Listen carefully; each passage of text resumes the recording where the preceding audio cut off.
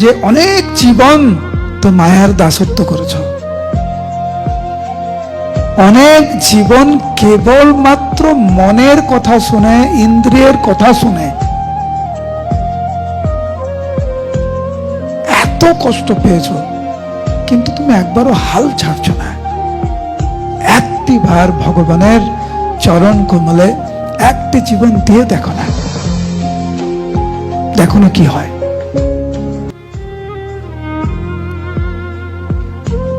আমরা যে কখন গালে হাত দিয়ে বসি আমরা কিন্তু জানি না, আপনারাই জানেন না। কেন জানেন?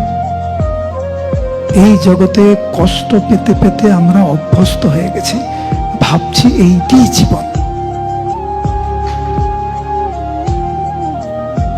কষ্ট পাওয়া আমাদের স্বভাব নয়, আমাদের স্বভাব হচ্ছে প্রত্যেকটি মুহূর্তে আনন্দে ভরপুর হওয়ার, এইটি আমাদের স্বভাব। অজ্ঞানে থাকা আমাদের অভ্যাস নয়। আমরা সৎ চিত এবং আনন্দময় ভগবানের সন্তান।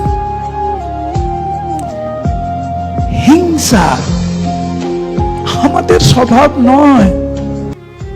জীবের স্বভাব হচ্ছে সর্বক্ষণ পরোপকার, অপরের পাশে দাঁড়ানো হচ্ছে জীবের স্বভাব। এখন হয়ে গেছে উল্টো, যেটা আমাদের স্বভাব নয় সেটাকে আমরা ভাবছি স্বভাব, যেটা আমাদের স্বরূপ নয় সেটাকে আমরা ভাবছি স্বরূপ।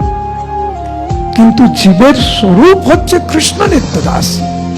নিত্যদাস মানে প্রত্যেকটি মুহূর্তে অপ্রাকৃত আনন্দে মগ্ন, কৃষ্ণ সেবায়, ভক্তদের সেবায়, হরিনামে মগ্ন।